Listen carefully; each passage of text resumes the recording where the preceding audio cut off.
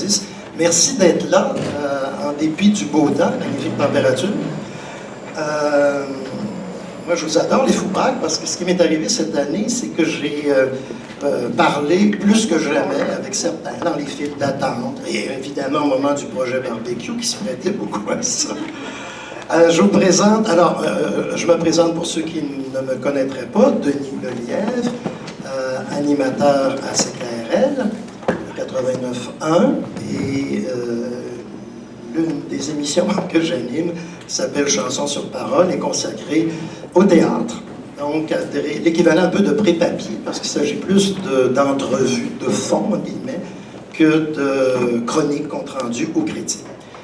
Je vous présente, on va faire honneur à notre femme ici, Rosie Bellé, qui était cette année co-directrice du Festival de théâtre amateur, est-ce qu'on dit maintenant, universitaire, de l'Université Laval, et qui travaille aussi à CKRL comme chroniqueuse de théâtre à l'émission du matin, animée par Caroline Stéphanie.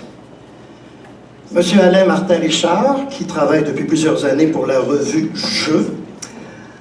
À ma droite, Yves Leclerc, que vous lisez sans doute fréquemment, puisqu'il publie en imprimé, aussi sur le net, pour le Journal de Québec. Et monsieur Simon Lambert, qui... je sais, qu'est-ce que tu fais là? Ah oui, bien sûr, c'est pour le devoir. Alors, il faut donner des sous pour que le devoir continue à paraître. Hein? N'oubliez pas ça. C'est parce que c'est moins fréquent, tout simplement.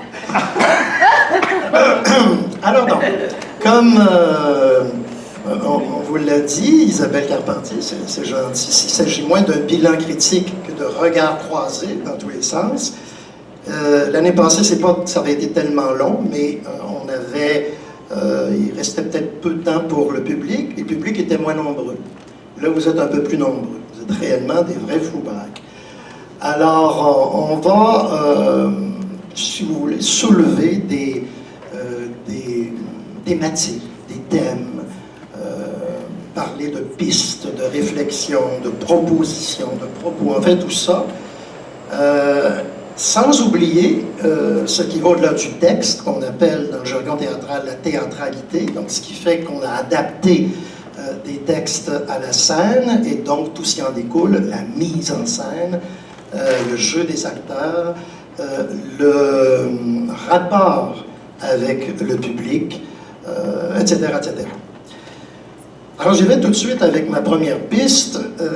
Si vous vous souvenez bien, dès les deux premières pièces auxquelles nous avons assisté, qui étaient quand même de gros morceaux, on a senti qu'il y avait, chez plusieurs créateurs, un souci d'engagement, en guillemets.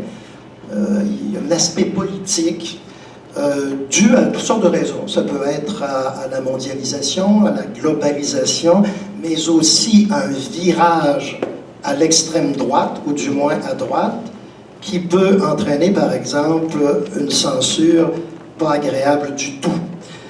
Alors, je pose la question à mes quatre collègues. Qu'est-ce que vous pensez de ça? Quelles sont les pièces que j'ai dans la tête? Est-ce qu'il y en a d'autres qui pourraient évoquer ça? On y va spontanément, sans suivre un ordre d'école. Alain Martin. Le spectacle auquel moi je pense, même si ça fait référence. Micro! Prenez le micro, s'il vous plaît. Pardon, Merci. excusez-moi. Le spectacle auquel je pense, c'est Foreign Radical, qui est finalement le soir. On t'entend bien quand tu parles de proche. Ouais. Oui, cette notion-là est clairement abordée. C'est d'ailleurs le sujet lui-même.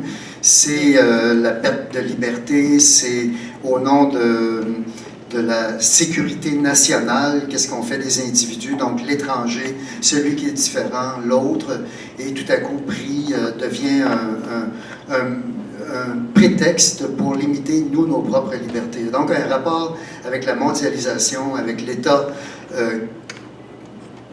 assez sérieux du terrorisme mondial, qui est tout à fait pertinente dans cette question-là, et Foreign Radical, l'attaque de front. Voilà. Je ne sais pas si vous l'avez vu hier, ce spectacle-là, les autres, mais c'est un show qui va très loin là-dedans. Ben moi, j'enchaînerais sur le parcours Où tu vas quand tu dors en marchant, qui aborde d'une certaine façon cette thématique-là aussi, notamment la station de la manufacture, qui explore la mondialisation et le local.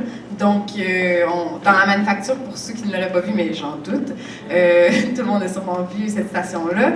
C'est donc des femmes de différentes origines qui présentent un travail plus artisanal, donc quelque chose qui est plus relatif à des arts, je sais pas, bon, c'est ça, artistiques, des petits ouvrages de base, et on explore le tout, mais sous la thématique, sous l'emblème du drapeau du Québec, donc la fleur de lys.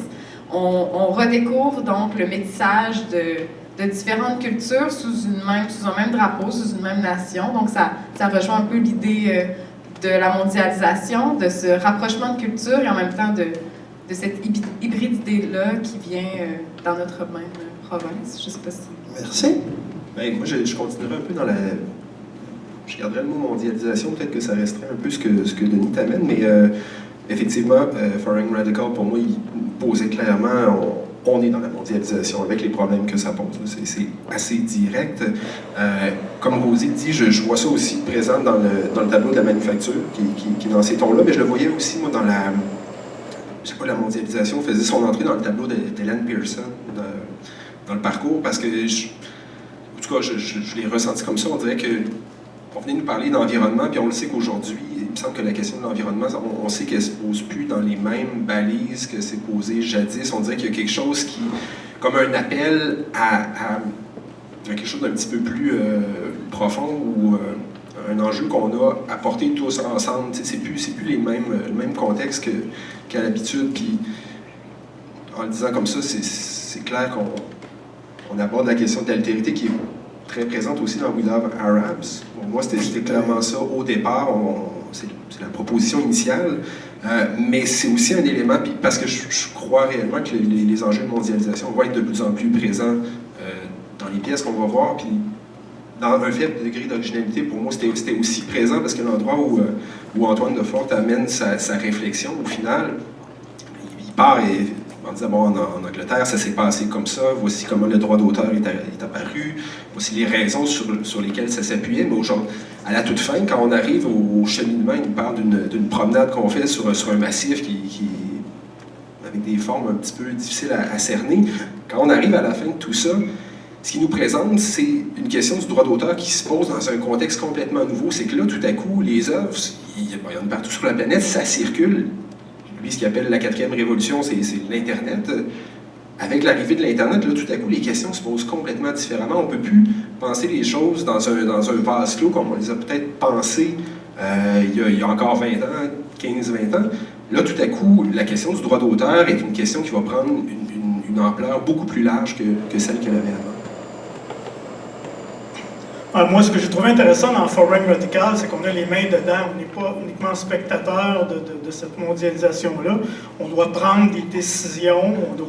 C'est un spectacle, je trouve que je l'ai vu hier, je le digère encore en ce moment. C'est quelque chose qui m'habite depuis un petit bout de temps. Je ne pensais pas que ça me ferait cet effet-là. Et puis, étonnamment, on est dedans. On doit décider des choses, puis ça nous confronte à... Est-ce que ça a du sens? Est-ce qu'on doit, cet individu-là, le traiter de cette façon-là? Est-ce qu'on doit être plus clément à son endroit? J'ai trouvé la dynamique très intéressante. Puis aussi, je rejoins ton propos sur le 7e continent. Là, les personnages sont quand même menaçants d'une certaine façon. Puis ils nous observent sur un ton qui nous dit on n'agit peut-être pas correctement finalement. Bon, on le ressent, cet effet-là, dans notre façon de faire.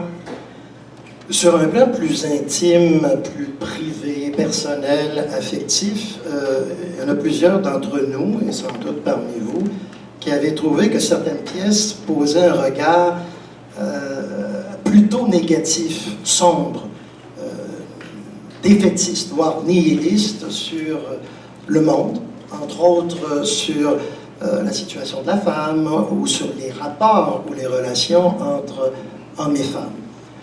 Qu'en pensez-vous? Je vous laisse aller là-dessus.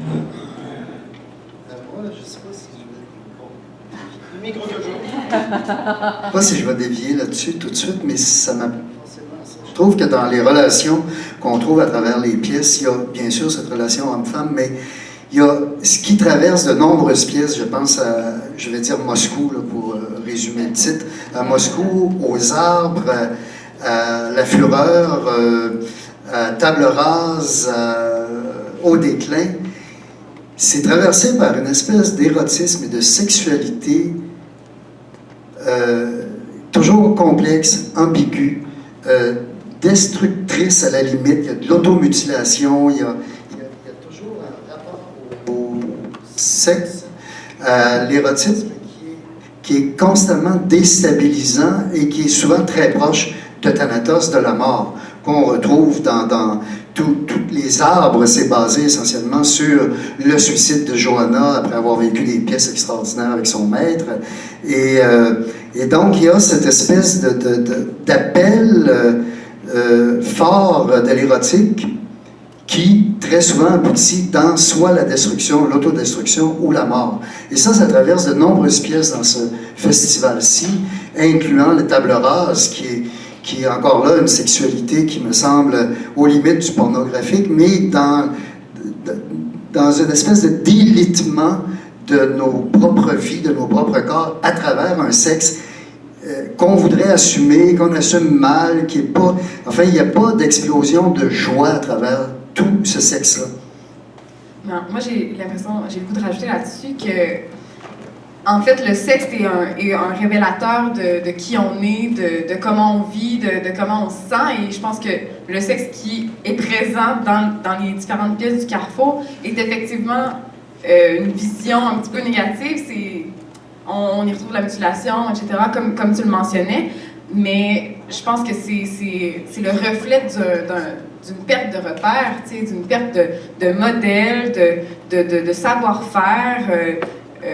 Nos repères, nos modèles sont mélangés, sont rarement les bons. Dans Table rase, effectivement, on retrouve vraiment le côté très pornographique, mais ce genre la capacité d'être avec l'autre, avec respect, à l'écoute, attentionné, bienveillant, on dirait que tout ça est vraiment écarté de cette pièce-là. On dirait que les filles ne savent plus comment se comporter, ou ne savent pas comment le faire ou essaient d'éviter cette tendresse-là pour se protéger. Je ne sais pas trop, tu peux rebondir. Oui, ben, je voulais juste rebondir sur ce que tu as dit. Je trouve que finalement, l'érotisme le moins évident et le plus subtil et le plus beau, c'est entre les deux, l'arabe et l'israélien. C'est We Love Arabs. Il y a des scènes, c'est à la limite d'un combat dans le film We Love, entre autres, Love, et il y a ce rapport-là entre les deux. Et là, il y a comme ce rapport-là de confiance dans l'autre, malgré que là, on pourrait aller plus loin dans cette pièce-là, et ailleurs aussi, là, parce qu'il y a toujours un jeu de pouvoir là-dedans. Yves et Simon? Ben moi, écoutez ce qui est dit sur des arbres, Moscou, la fureur, table rase, puis le déclin. Moi, le mot, on dirait qu'il me semble regrouper tout ça, c'est le mot, je vous écoute, mais il me vient le mot impasse. C'est vraiment ça que j'ai ressenti. On dirait qu'on a des personnages qui se butent à quelque chose, principalement autour de la question de ce que ce serait une vie réussie, en tout cas une vie habitable. J'ai l'impression que, c'est ça, il y a un mur, puis c'est comme si, ça, je dirais impasse parce qu'il n'y a rien qui se propose.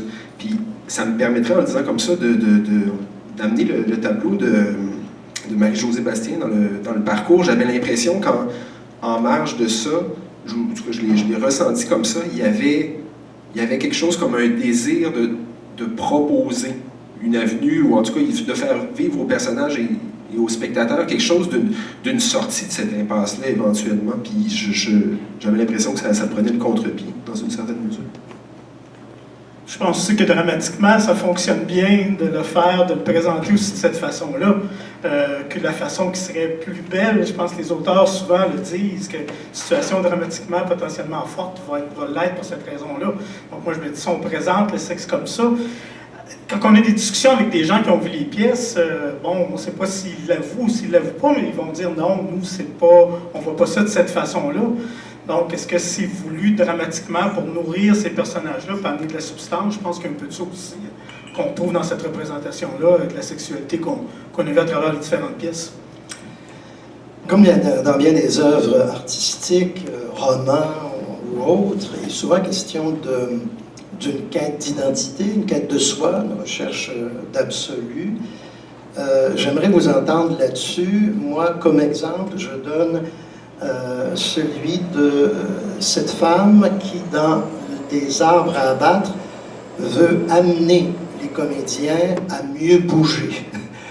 Et elle a vraiment un idéal pur et elle sera tellement déçue qu'elle ira jusqu'à s'enlever la vie.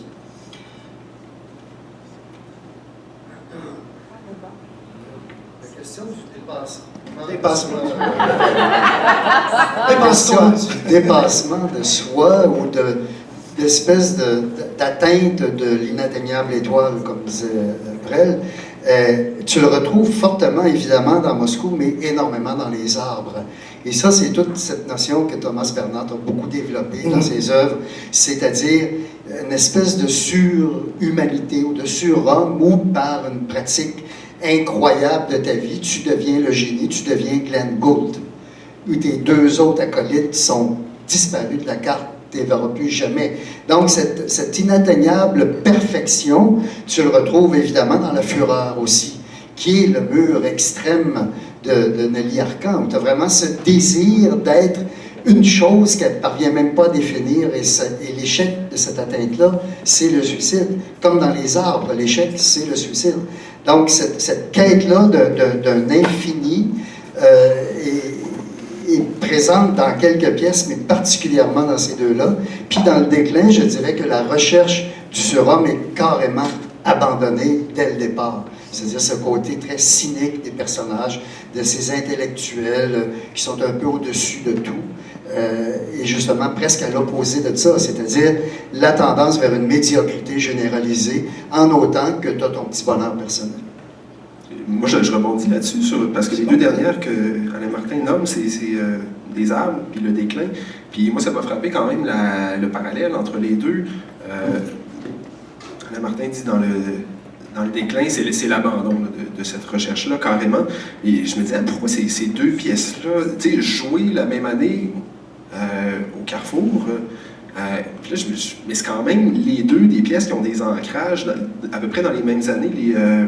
Les arbres ont été écrits en 84, je pense, puis le déclin, c'est 86. Fait que c'est à la fois, c'est donc deux textes ancrés dans la même période des années 80, mais deux textes qu'on reprend 30 ans plus tard. Puis je me dis, puis ici, je vais juste poser la question parce que je t'ai pris avec, mais pourquoi ça revient? C'est quoi ce retour-là de 30 ans plus tard d'un enjeu qui visiblement se jouait à ce moment-là? Yves? Non, je n'ai rien ajouté là-dessus.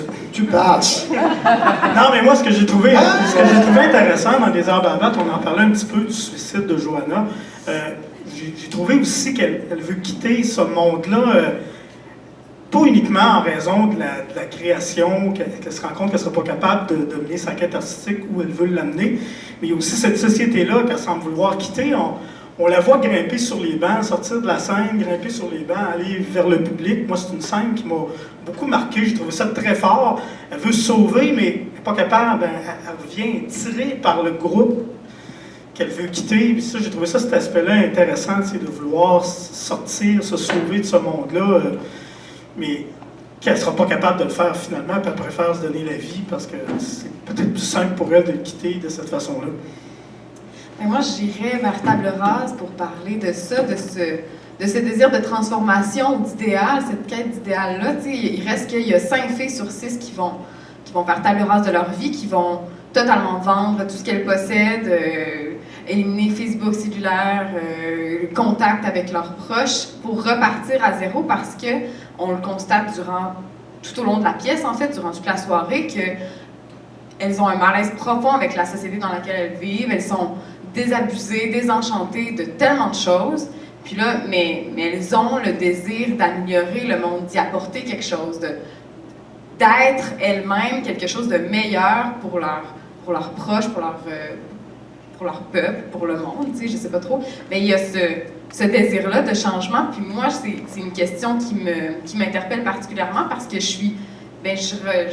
j'appartiens à cette génération-là, je me pose un peu les mêmes questions. Moi, qu'est-ce que je peux y faire à ce monde terrorisé, ce monde un peu qui fait face à plein de crises? je me demande, tu sais, qu'est-ce que je peux être plus que qu'est-ce que je peux faire, parce que je me rends compte qu'on cherche énormément à faire, et peut-être que là, je dérive trop de la thématique, tu m'arrêteras si c'est le cas, mais j'ai l'impression qu'on est énormément dans une société de performance, justement de l'atteinte de l'excellence, énormément de compétition, que là, tu peux partager tout ce que tu fais, tout ce que tu gagnes constamment et voir tout ce que les autres gagnent et ce que tu n'as pas constamment. Et donc, je pense que cette quête-là du faire, de l'accomplissement est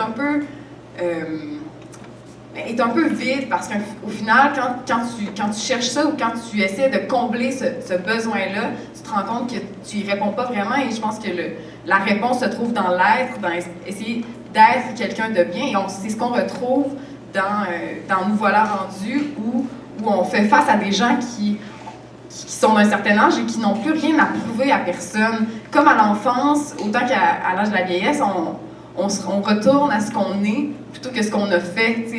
On rencontre les gens, puis on leur demande qui ils sont plutôt que ce qu'ils font. En tout cas, ce qui les définit, c'est comment ils se comportent. Comme quand tu es en voyage, tu rencontres quelqu'un, mais tu ne le reverras pas le lendemain, donc tu t'en fous un peu de ce qu'il va faire 65 jours par année, en loisir ou peu importe. Comment il est avec toi, qu'est-ce qu'il a à t'offrir, est-ce qu'il est bien avec lui, bref, c'est ça.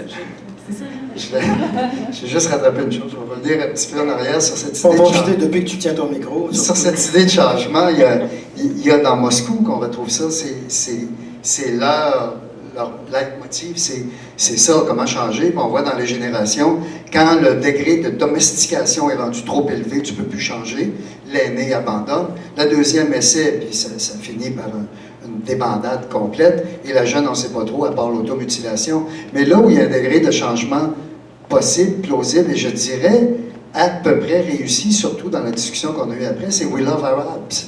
Parce que dans We Love Arabs, je pense que le chorégraphe, il veut vraiment, honnêtement, changer. Il veut se changer lui-même dans sa perception du monde, dans sa perception de l'autre, et le côtoyer et s'apprivoiser mutuellement. Et il y a là un essai probablement réussi, en tout cas qui, pour moi, est une belle bouffée d'air dans le monde. Et cette sortie de leur carcan qui s'appelle le théâtre, qui s'appelle le jeu, pour arriver dans la salle et nous faire bouffer de l'humus, il y a quelque chose d'éminemment sympathique dans cette pièce-là, qui est peut-être le résultat d'un début, en tout cas, de bonheur ou de quelque chose de réussi. Ce que je ne vois pas trop ailleurs dans les autres. De réconciliation. Oui. Ouais, parce qu'en Un changement réel, c'est-à-dire qu'il y a une métamorphose possible. En contrepartie, quand on arrive dans le déclin, on se rend compte qu'une ou deux générations plus tard, il y a rien qui change, il y a rien qui a bougé.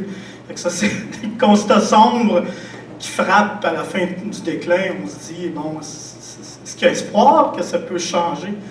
Parce que ça ne semble pas avoir réussi dans ce cas de la génération des fin trentenaires, quarantenaires, qui semble être à la même place que les baby boomers de l'époque. Ben,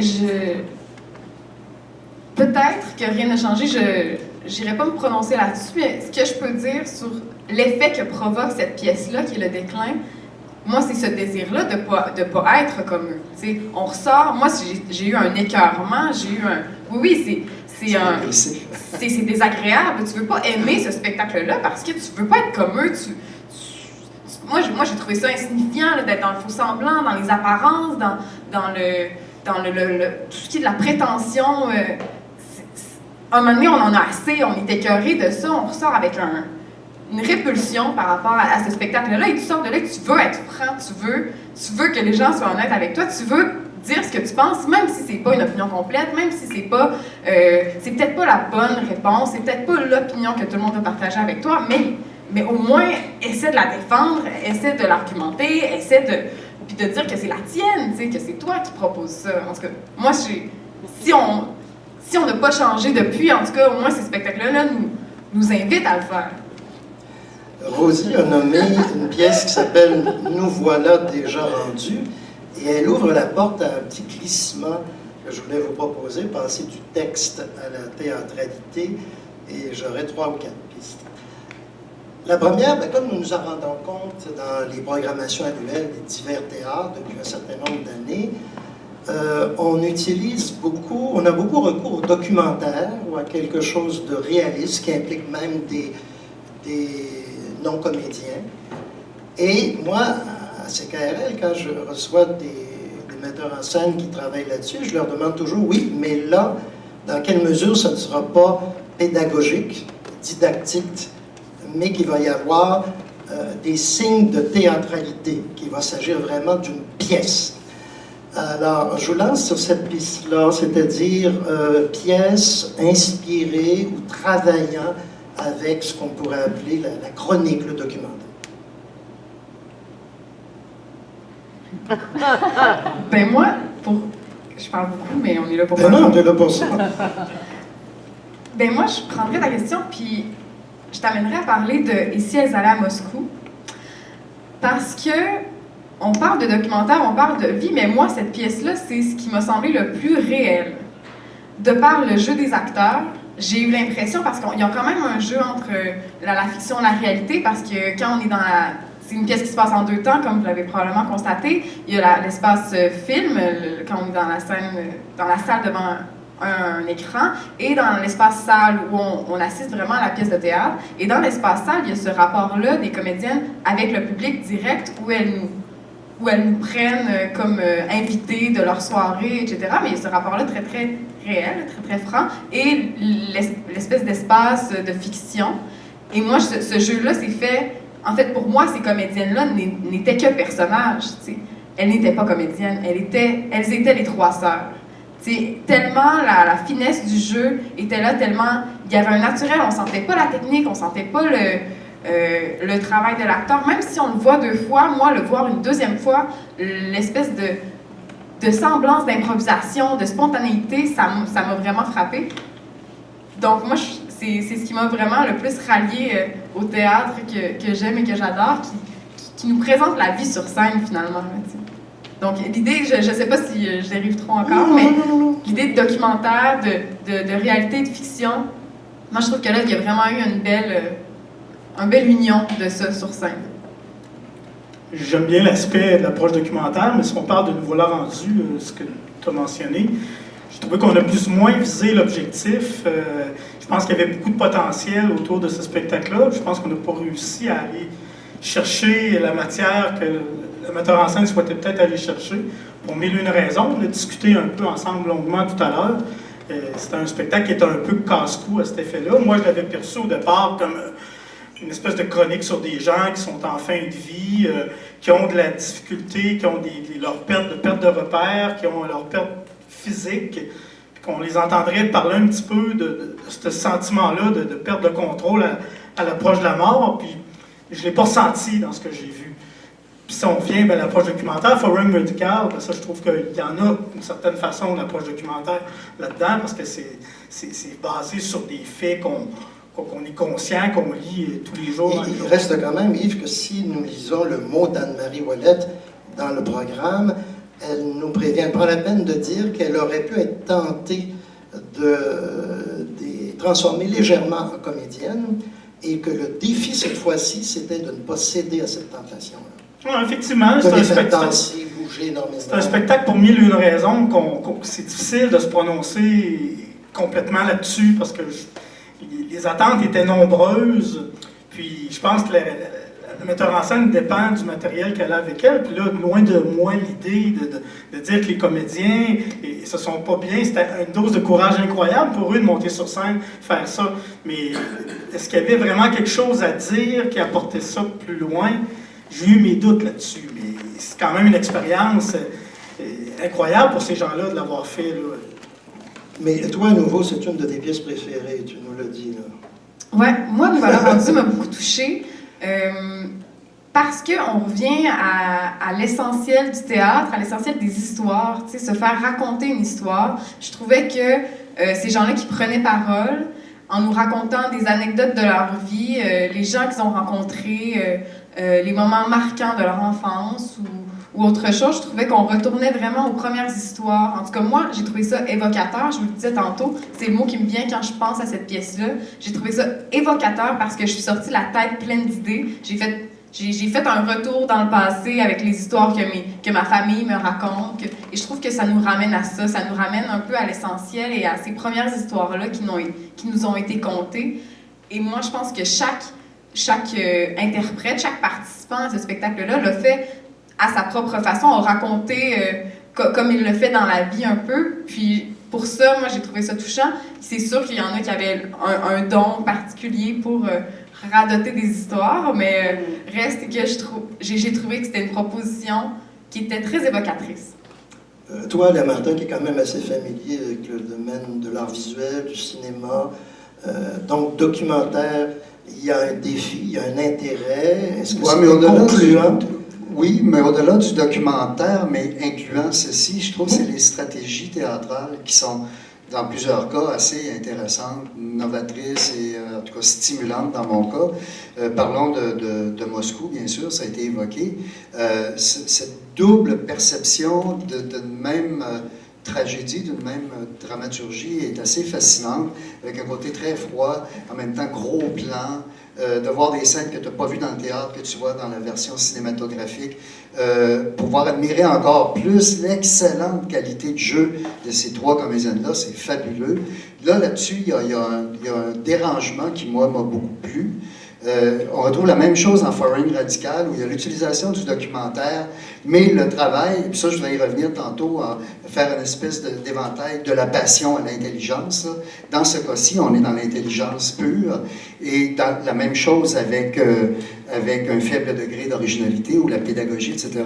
Donc, il y a des outils qui nous sortent de ce que tu appelles l'essentiel du théâtre et qui nous amènent dans une perception, je dirais, élargie, augmentée de notre difficulté de penser le monde et de vivre le monde. Et ça, c'est toujours stimulant de voir ça au théâtre. Et ce que je trouve là-dedans, bon, l'écrin merveilleux de La Fureur, qui pour moi est un petit bijou, une œuvre d'art. Totalement, la fureur de ce que je pense. Et donc, dans le degré d'originalité, dans le Foreign Radical, il y a un truc qui est de l'ordre du documentaire, dans Nous voilà rendus aussi, qui passe assez bien. Sauf dans le dernier cas, moi, que j'ai nommé, c'est pas une pièce qui m'a tellement ni plu ni bouleversé, mais enfin. Je rebondirais peut-être sur l'idée de documentaire. Ça m'amène à l'idée de la présence du spectateur. Où est-ce qu'on a voulu le placer? Puis on dirait que dans plusieurs pièces, l'appel au public était très direct. Là, on parlait notamment de Nous voilà rendus tout à l'heure, où Anne-Marie Ouellette s'adresse directement à nous. Puis tout à l'heure, Rosie, on parlait beaucoup avec Yves aussi, on parlait beaucoup de la place de ces comédiens-là qui ont été choisis. Moi, dans Nous voilà rendus, c'est ça avec quoi je suis resté, parce que c'est vrai qu'il y a certains bémols que je partagerai aussi sur la matière elle-même, mais en revanche, je trouvais que la position d'Anne-Marie Ouellette dans Nous voilà rendus avait quelque chose d'extrêmement beau, parce que elle était toute disposée à faire affaire avec ce qui allait sortir, puis juste cette position-là qu'elle avait, pour moi, la force de soutenir, juste ça, je trouvais ça vraiment remarquable. Il y avait une très grande sensibilité là. Puis elle nous présentait ça. Il y avait une adresse directe au public. Puis dans un faible degré d'originalité aussi, même chose, on n'est pas en représentation autant que on est en train de s'adresser, puis là on est sous forme pédagogique, on s'adresse directement au public. Dans Projet Barbecue aussi, le public avait un espace particulier parce que c'était comme c'était un parcours qu'on aménageait pour permettre aux gens d'évoluer là-dedans, mais pas en vase clos, les uns à côté des autres, comme on va au théâtre pour regarder un même objet, mais il y avait toujours des espaces qui étaient ménagés pour permettre aux gens d'être ensemble, retrouver un espace pour être ensemble. Cet élément-là, dans Foreign Radical, c'est assez prégnant. Là. On est mis en scène dans ce spectacle-là. Donc, la pure position du spectateur nous est refusée, ce qui était le cas dans Des arbres à abattre d'une autre façon. Aussi, on voudrait regarder ça avec distance, mais c'est impossible dans ce cas-là. Puis le parcours, évidemment, on pourrait en parler parce que la proposition est quand même tout autre. Puis cette idée-là sur la place du spectateur me semble mieux articulée encore par Et si elle y allait à Moscou, parce que dans la première partie, dans mon cas, a été celle du théâtre. les adresses sont nombreuses, puis il se bâtit quelque chose les trois comédiennes avaient une présence très forte, puis tout à coup, on était embarqués là-dedans. L'adresse était directe au spectateur, puis dans un deuxième temps, mais là, on arrive au cinéma. Moi, j'avoue avoir trouvé ça plus... je l'ai vécu quasiment de façon difficile, tellement j'avais suivi les comédiennes dans un premier temps. Là, tout à coup, je faisais juste réaliser, hey, mais le cinéma, c'est donc bien... j'ai l'impression que le cinéma, l'écran, faisait seulement me couper de ce que j'avais pu vivre auparavant, puis ça mettait des mots ou des images sur ce rapport-là qu'on peut avoir aux représentations. Parfait, tu as pris de l'avance sur la question avec laquelle je voulais terminer. Désolé. C'est une excellente réponse. Donc, encore 2 questions. Les organisatrices du festival ont donné comme titre « Nourrir l'imaginaire ». Et nous avons beaucoup bouffé. On nous a offert tantôt des mopettes et ainsi de suite. Alors, on n'avait pas le ventre vide. Mais je veux pas simplement amener ça en disant bouffe ou gastronomie en guillemets. C'est la question de cette référence mythique qui est le dernier souper du Christ, le souper de la Seine. Il y a plusieurs soupers. Et c'est la question que je posais à Patrice Dubois au téléphone par rapport au déclin de l'Empire américain. Dans quelle mesure il trouvait qu'un souper qui favorise une rencontre était très, très efficace, longtemps, souvent, comme levier dramaturgique pour amener des actions, pour faire progresser de l'avant des pièces. Et je pense qu'on en a un tas d'exemples. Moi, je voudrais démarrer ça avec une pièce dont je n'ai pas beaucoup parlé encore, qui est le projet Barbecue, qui, je dirais, est comme ma plus agréable surprise du Carrefour. Je m'attendais à rien, puis je me disais, bon, c'est encore un truc très québécois, on va se promener. Et finalement, j'ai trouvé ça hyper sympathique et très... ça m'a étonné agréablement. D'abord, au niveau, et c'est l'idée du repas, la convivialité. Tout à coup, on se ramassait dans la petite gang parce qu'on était divisés en groupes, je ne sais pas si tout le monde est allé, et chacun des groupes, tout à coup, on se transformait en touristes dans notre propre ville. On partait en gang, on avait notre guide, on allait d'un restaurant. On ne cherchait pas la confrontation, nous, par exemple. Non. On n'était pas rendu là, en tout cas. Non, il n'y avait pas de confrontation. Au contraire, et avec les jeunes de notre groupe, on se mettait à parler, à discuter de ce qu'on venait de vivre.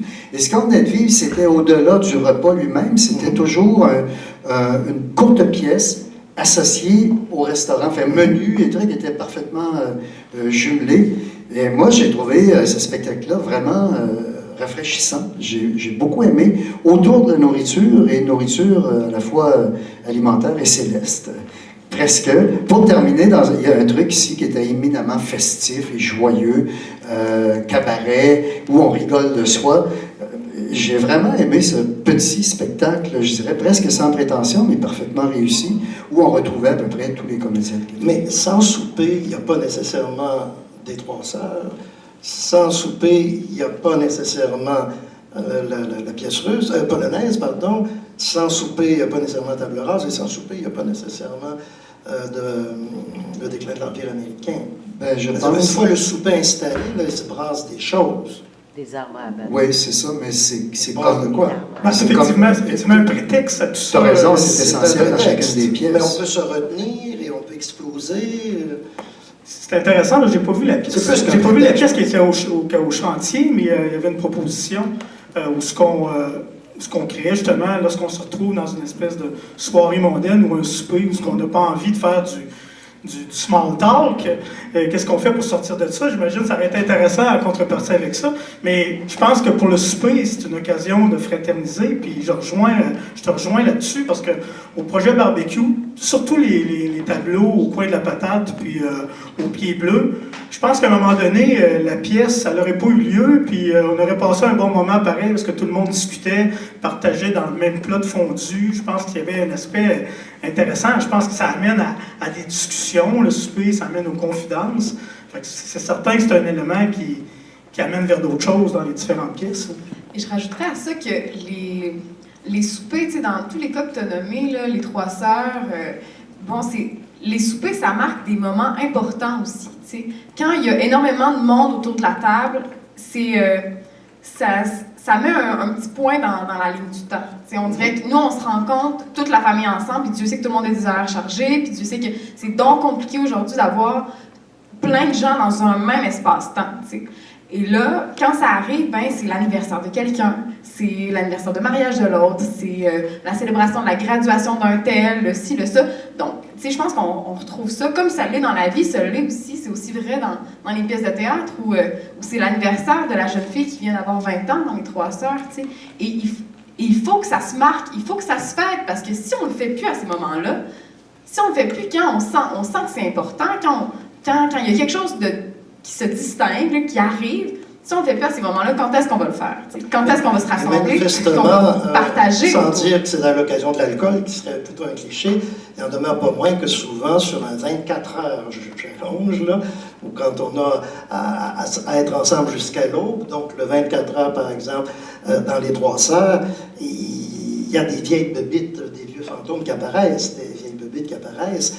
Et il y en a qui partent presque du silence au cri jusqu'à l'explosion. Et c'est très, très, très, très fort. Moi, je trouve qu'en soi, pour une pièce de théâtre, ça n'a toujours pas vieilli vraiment. Et il y a un potentiel explosif incroyable. Parce qu'on le voit dans Des arbres à abattre, lorsque le personnage qui arrive au début, qui est un peu le narrateur à l'extérieur de la cabine, il n'a pas vraiment le goût d'être là, il se demande dans quoi il s'est fait embarquer. Exact. Mais à la fin, lorsqu'il quitte, il est content d'avoir revu ces gens-là, même si il n'est pas d'accord avec leur façon de faire, ben, il était content, puis l'amitié revient autour de ça, donc c'est un aspect qui est intéressant. Alain Martin là-dessus? Non? Ça gaze, c'est complet? Non, c'est bon. Ça va.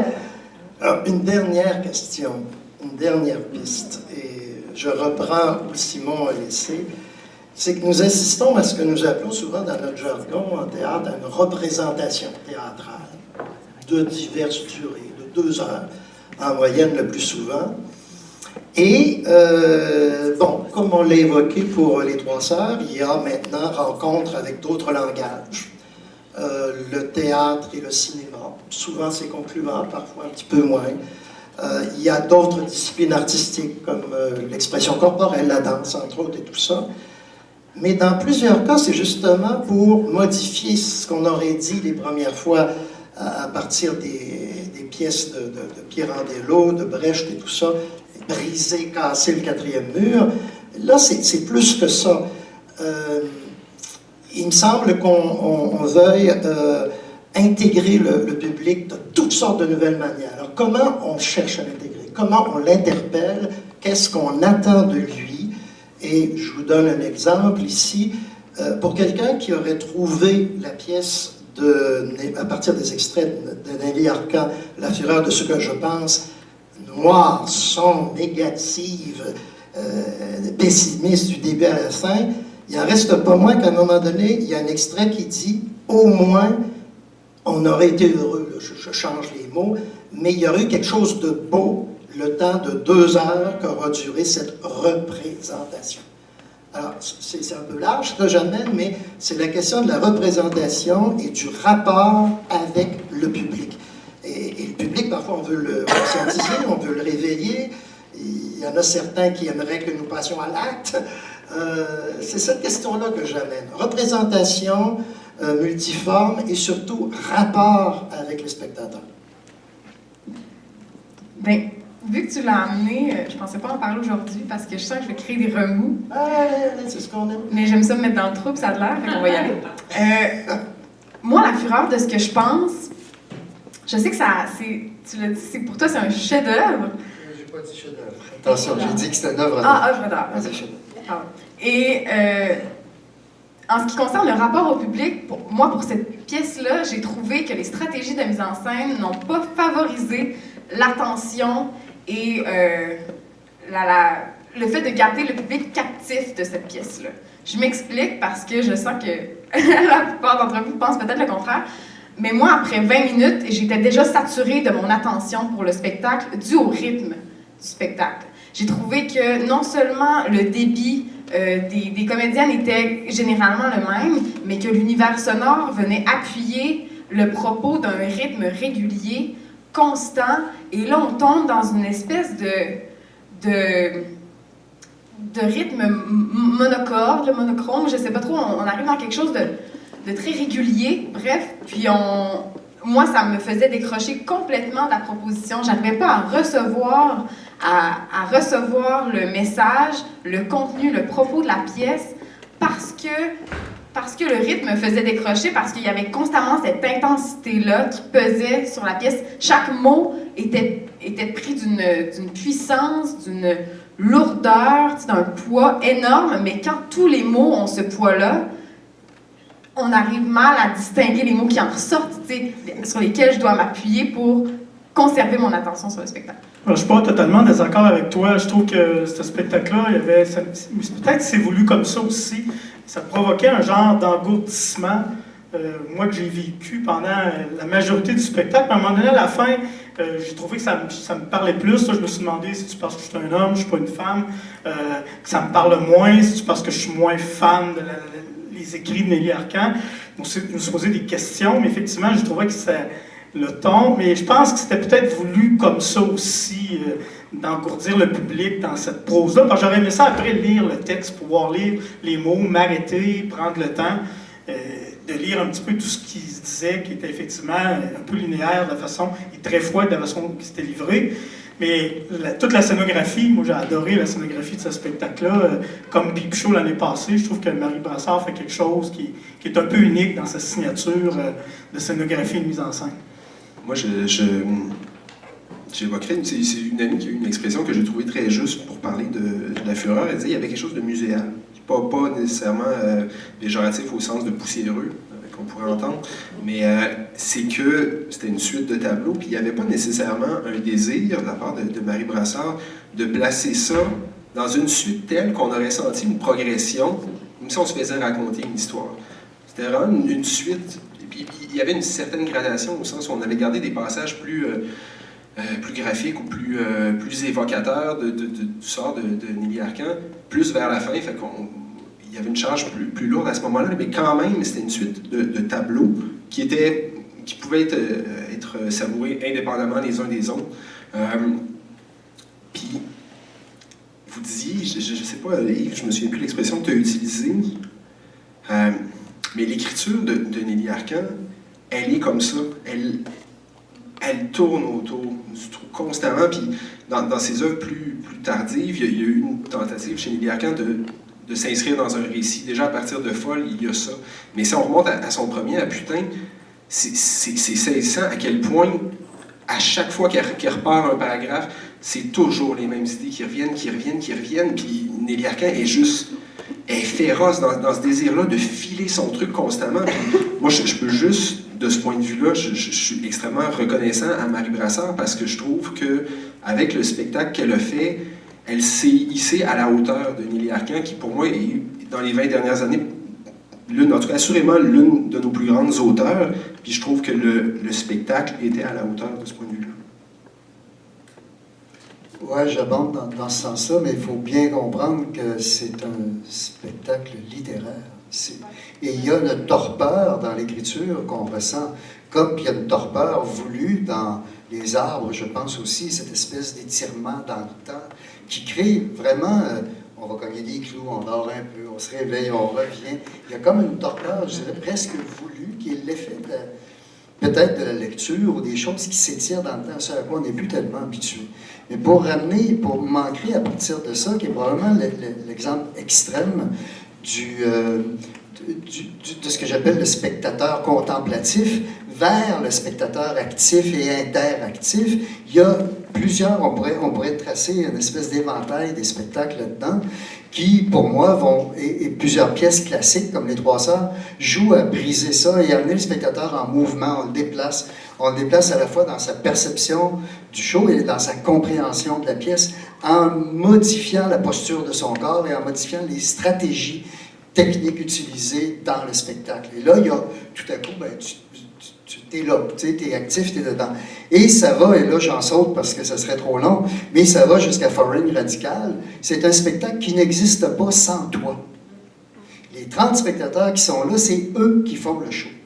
Et ce qu'un groupe très connu de l'époque, Arbo Cyber Théâtre, utilisait beaucoup comme stratégie, c'est-à-dire la captivité du spectateur. Tu deviens, par la force des choses, tu es captif de ce spectacle-là et tu dois agir pour qu'il aboutisse. Sinon, le show n'aurait pas lieu.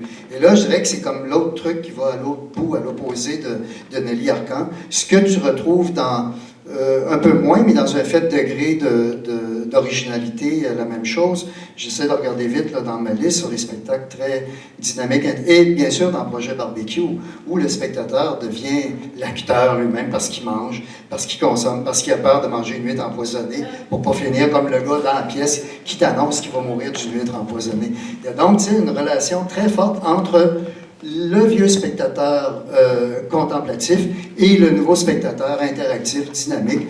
Et juste avec un whippet au début d'un show comme le truc que tu viens de faire, c'est-à-dire développer une complicité entre ce qui se passe dans l'objet théâtral et le spectateur. Et ce qui était brillant dans Ici on y allait à Moscou, on s'est tous posé la question parce que la plupart des journalistes, on était dans la représentation qui a commencé par le théâtre. Lorsqu'on est monté dans l'ascenseur pour aller vers le cinéma, on s'est posé la question comment ils vont percevoir ça, ceux qui ont vu le film maintenant. Puis c'est là que j'ai trouvé l'approche de la metteur en scène brillante. C'est là qu'on comprend tout l'aspect festif de la représentation théâtrale avec le vin, les bouchées, tout ça. Que pour nous, ben, c'était drôle, mais pour eux, ça devient divertissant. Puis ça le fait rester captif de la pièce qu'ils ont vue en film. Fait que je trouvais que c'était très brillant, le metteur en scène, d'amener cet aspect-là, qui pour nous avait une signification bien précise au départ, mais qui en prend une toute autre dans la deuxième partie pour ceux qui ont vu le film en premier. J'allais rebondir sur ce que mon collègue disait sur Projet Barbecue, parce que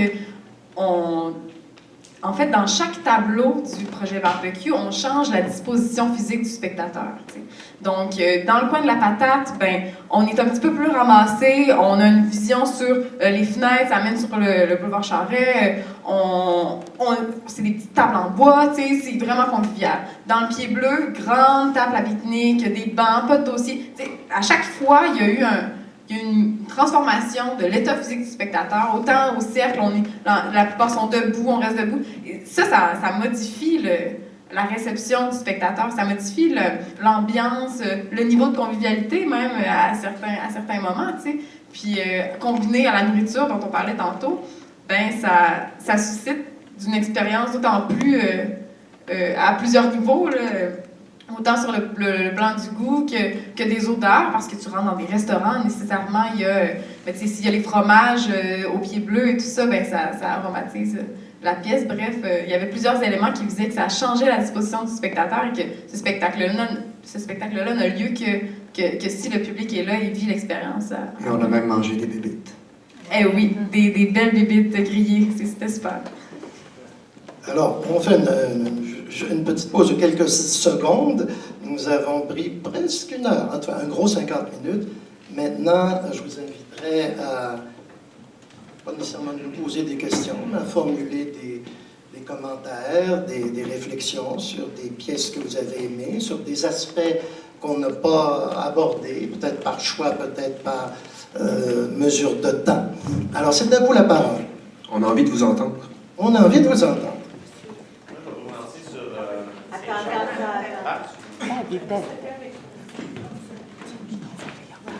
Ouais, mais toi, t'es pas un critique connu et reconnu. Justement. Je vais vous lancer sur un petit quelque chose que vous parliez, en fait, sur deux aspects que j'aimais bien. La bouffe, pour commencer. On a parlé beaucoup de confidence, que ça amenait une certaine convivialité. Mais j'aimerais vous entendre aussi sur l'aspect violent de la chose. C'est-à-dire, je vous ramène, par exemple, à We Love Arabs, où il applique, en fait, le houmous dans le visage de l'arabe. Et en confidence, après, il nous a expliqué que c'était pour lui un acte très agressif. Donc, c'était quelque chose qui était une agression sur lui. de faire ça. Donc, je voulais peut-être vous entendre un peu sur cette réflexion-là de dichotomie, en fait, entre le partage et l'agression à travers la nourriture qu'on a pu voir. Mais je sais pas, moi, ce qui me vient spontanément, c'est... Je suis content que tu utilises le mot violence. Dans le cas de We Love Our House, moi, c'est comme ça que je l'ai ressenti. J'ai dit que c'est ça. C'est ce qu'il est en train de faire là. Mais Rosie disait tout à l'heure, le repas, c'est un espace de communion. Il y a un moment où on se rassemble, on a des vies pressées, rassembler tout le monde dans le même espace-temps, c'est pas évident. Donc, c'est un espace pour lequel on a quand même des attentes. Il peut se passer des moments de vérité, etc. Mais la violence, elle est aussi à ce moment-là dans le déclin et dans des arbres, parce que cet espace-là qui est quelque chose de quand même sacré, on se rassemble, mais si c'est pour dénaturer ou pervertir le fondement même de ce rassemblement-là, moi je l'ai vécu comme ça, à la fois dans des arbres et dans une moindre mesure dans le déclin, c'est mais ils sont en train de tuer la chose. Hein, donc la violence me semblait très présente de ce côté-là aussi, par opposition à table rase quand même, où même s'il était question de la mort, par opposition, c'est qu'il y avait quand même des espaces où on faisait honneur à ce lieu de rassemblement. Mais il y a une violence aussi qu'on retrouve, comme tu l'as nommé tout à l'heure, avec la durée de la bouffe, où l'alcool se mêle, où on a l'impression d'être dans Qui a peur de Virginia Woolf à un moment donné, parce que ça délire complètement. Et ça revient beaucoup chez les filles aussi, dans Table rase aussi. C'est quoi leur bouffe? Il n'y a aucune sacralisation de la bouffe. S'ils commandent une pizza, l'autre est anorexique. Je veux dire, il n'y a pas un rapport très qualitatif par rapport à ce qu'ils vont manger. Le prétexte est là, oui, on va se payer une bouffe au chalet, mais ça devient... Tu sais, l'autre, même dans le déclin de l'Empire, le gars, Marco qui arrive à la fin, tu sais, le repas qu'il y a là, lui, il avait le goût de se caler une pizza aussi. Tu sais, il y a toujours cette distorsion dans une qualité de rencontre associée à une qualité de repas qui, tout à coup, dégénère et devient moche. Je répondrais là-dessus parce que, justement, la bouffe, c'est aussi un révélateur. Je le disais tantôt, le sexe en est un, mais la bouffe aussi, la façon dont on va manger, ce qu'on va manger... mais c'est ça, la façon dont on mange. En fait, autour d'un repas, on apprend beaucoup sur les gens, je trouve. Et de par l'observation de leurs habitudes, de ce qu'ils vont choisir, tu l'as dit, Marco se serait commandé une pizza, mais il n'aurait certainement pas bu une bouteille de bière sans gluten, là, tu sais. Fait qu'il y a ce rapport-là, ça nous ramène à une classe sociale, ça nous ramène à des habitudes, ça nous ramène à des valeurs, tu sais. Ça nous ramène donc, c'est vraiment un révélateur d'un individu, d'une personne, mais d'une société en général. Puis je pense qu'il y a eu... on est passé à travers une panoplie d'habitudes et de valeurs différentes à travers les différents repas qui ont été consommés, les différents produits, puis l'alcool en est une récurrence. Là, mais tu sais, ils ne buvaient pas la même chose dans Table rase que dans le déclin. Tu sais, le vin rouge, dans une petite coupe bien tenue, est passé, a pris le bar là, parce que c'était directement la bouteille et les shooters pour Table rase. Je me permettrai une autre réflexion aussi. Vous avez parlé beaucoup de la forme, en fait. Moi, ce que j'ai pu voir de tout ce beau carrefour-là, c'est l'éclatement de la forme. On va parler, par exemple, du cinéma et du théâtre en même temps. On va parler du documentaire, de la conférence, de la danse, d'un déambulatoire, d'un spectacle immersif, d'une adaptation d'un film et même du cirque et du fantastique. Je vous amène en fait à réfléchir un peu, est-ce que la forme a toujours été au service des pièces qu'on a pu voir et est-ce que vous avez trouvé qu'on a eu, à certains moments, une vraie magie théâtrale? Et là, je vous amène vers le mur des murs parce qu'on n'a pas parlé.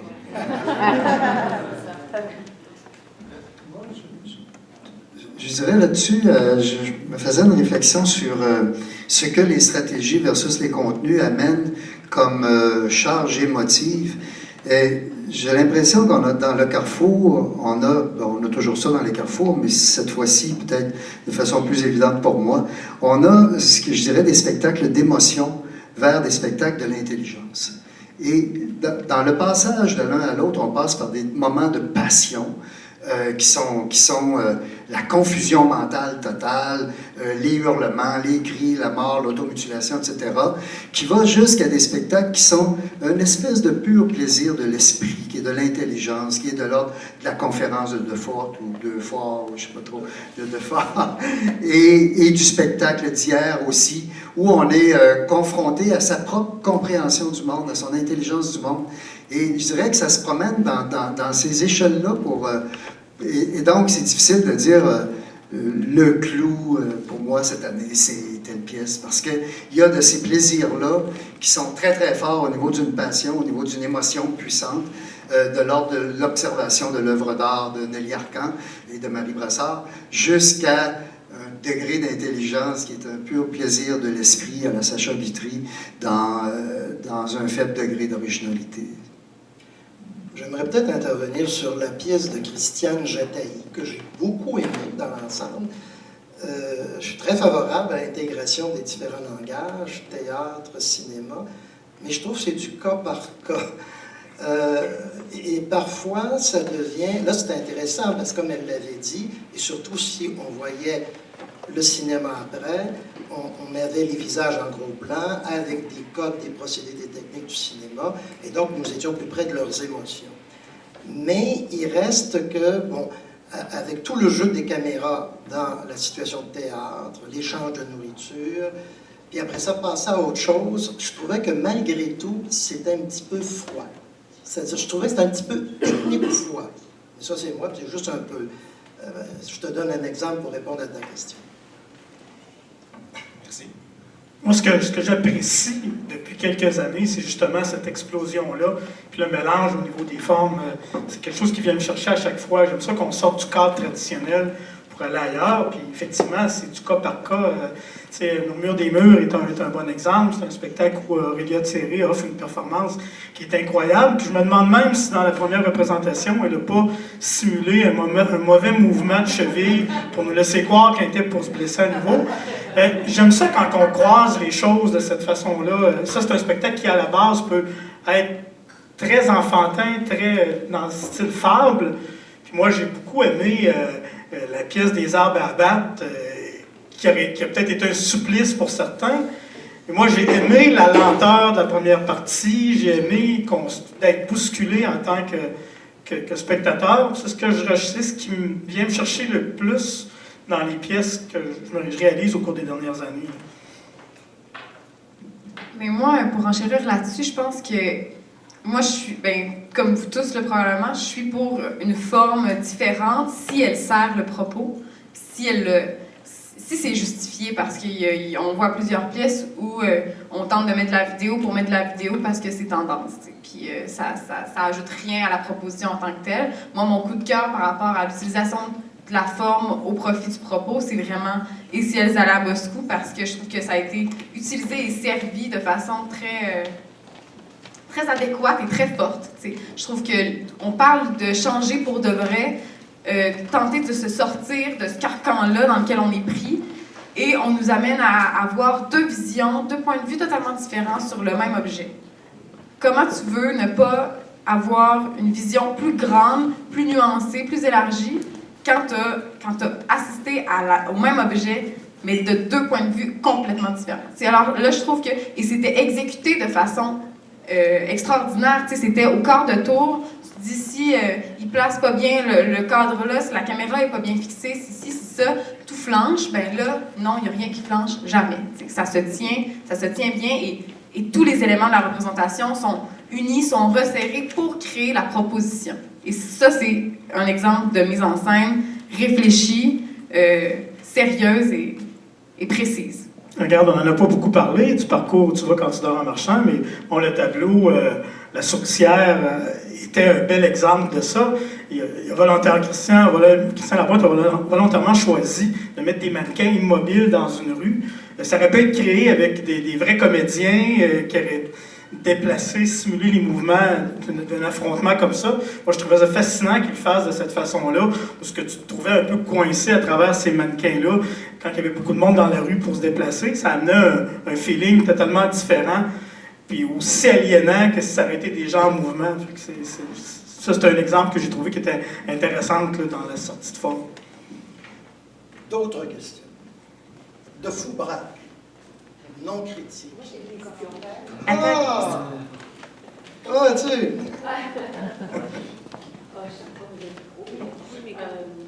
Ouais, c'est un commentaire d'Alain Nortin qui m'intrigue. Tu as parlé de La fureur de ce que je pense comme étant une œuvre d'art. Est-ce qu'il faut en conclure que, à tes yeux, les autres spectacles que tu as vus ne sont pas des œuvres d'art?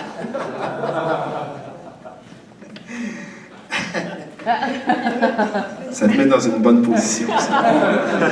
Les autres pièces qu'on a vues, c'est des performances puis du théâtre. Non, je parlais d'œuvre d'art, je veux dire d'objet d'art, dans le sens d'un objet. Je le perçois comme une espèce d'écrin animé, c'est comme, on voit une petite porte, puis il y a Sophie qui se met à feuler comme une lionne. Tu trouves une autre petite porte, il y a du sadomasochisme, tu refermes la porte. Tu sais, il y a le rapport au peep show dont on a parlé. C'est dans ce sens-là que je trouvais que c'était une espèce de tout qui avait une distance, parce que tu as raison, c'est loin, c'est dur de rentrer dedans, mais en même temps, la musique, tout, pour moi, il y avait une espèce de... C'est ça, c'est un objet complet en soi où on ne peut rien retrancher, on ne peut rien ajouter. C'est là, on le prend globalement ou on ne le prend pas. Comme au musée, tu vas devant un tableau, tu vas rester 2 heures ou tu vas passer très vite parce qu'il y a ce rapport-là que je le trouvais comme un objet d'art plus que comme un objet théâtral. Mais Élise, je suis très d'accord avec Alain Martin. Moi, je trouve que c'est une réussite totale et parfaite au plan esthétique. C'est-à-dire tous les choix au plan visuel concourent dans le même sens. C'est avec ça que je suis d'accord. Dans ce sens-là, effectivement, oui.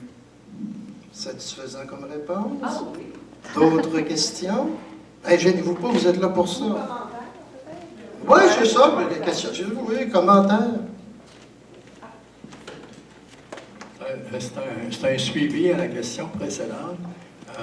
C'est concernant les murmures des murs. Oui, on n'en a pas beaucoup parlé finalement, là, parlons beaucoup. J'ai eu beaucoup de difficultés. On parlait de la pièce de Nelly Arcan comme de quoi c'est un objet d'art. J'ai trouvé que Murmure des murs était dans un objet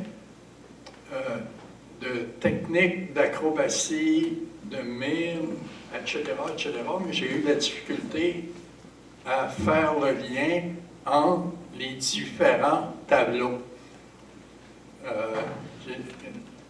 On allait de toutes sortes de lieux,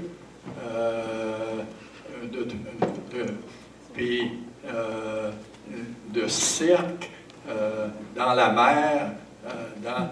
J'avais de la difficulté d'un tableau à l'autre de faire le lien. Il y avait dans le programme un mot qui disait un domicile ou une maison, on devient attaché à la maison, on est transformé par la maison, on transforme la maison. Aussi, dans le temps, on la modifie, on fait des rénovations, mais la maison nous transforme. Et la pièce était des petites vignettes, comme vous avez dit, pour la fureur de dire de Nelly Arcan. Là, c'était toutes sortes de petites vignettes qui étaient intéressantes en soi, mais vous pensez qu'on resterait à faire le lien plus près de la maison d'un tableau à l'autre s'il y avait une séquence. Plus près des maisons ou des murs. Je me disais, il n'y a pas tellement de rapport, normalement, une pièce d'un suivi. C'était tous des tableaux différents qui étaient extraordinaires au point de vue de l'acrobatie, de la présentation, de la mise en scène, etc. Mais des vignettes détachées, j'ai eu de la difficulté à suivre le contexte. J'appellerais ça un objet d'art ou un objet de cirque, d'acrobatie, de performance. C'est un spectacle, je pense, qui laisse place beaucoup à l'interprétation selon chacun des spectateurs. La trame narrative semble toute simple au départ. On veut expulser une jeune femme d'un immeuble, puis Puis ça part de là, mais je pense que le reste, bon, c'est comme les personnages, on peut les interpréter de chacune des façons différentes. Pour certains, c'est des gens qui ont peut-être déjà habité l'immeuble, c'est peut-être des personnages dans une vie parallèle de ces individus-là. Ça laisse place à beaucoup à l'imagination. Fait que je pense que c'est un peu la trame, la force de ce spectacle-là, c'est qu'on peut en penser un peu n'importe quoi.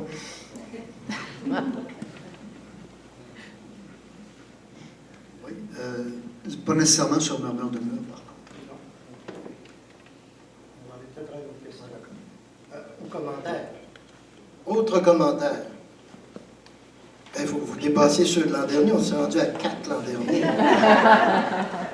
Je vais faire ça. On n'a pas parlé du mouvement perpétuel. J'avais la même impression d'œuvre d'art ou objet d'art quand j'étais dans ce tableau-là. Le mouvement perpétuel dans le... Oui, dans le... Pas que les autres n'étaient pas beaux, là.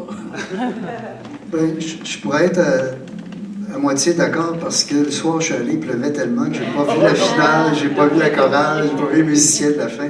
Mais oui, il y avait quelque chose de ça là-dedans, effectivement. Oui, mais je pense que l'univers sonore, la trame sonore choisie aide beaucoup à ça, hein, à nourrir cette idée-là de la procession, mais l'idée que c'est constant, c'est le même rythme, c'est le même air qui se fait jouer tout au long de cette traversée là, à travers les différents âges de la vie. Je pense que c'est comme si on plongeait un peu dans une bulle des âges. Là, donc, on débute dans l'espace d'enfance où on est comme dans le souvenir, dans le jeu, dans le ludisme.